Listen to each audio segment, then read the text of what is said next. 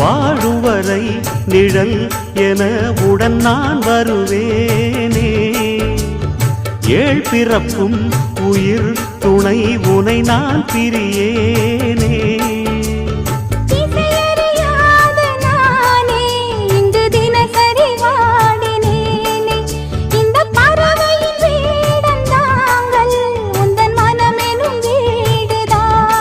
நீண்ட காலம் நேர்ந்த சோகம் நீங்கி போக நானும் தீண்ட யோகம் விளங்கிட. பூமிக்கொரு வாரம் என்று எண்ணி இருந்தேன், பூமுடிக்க யாரும் இன்றி கண்ணி இருந்தேன். சொந்தமின்றி பந்தமின்றி நானும் இருந்தேன்.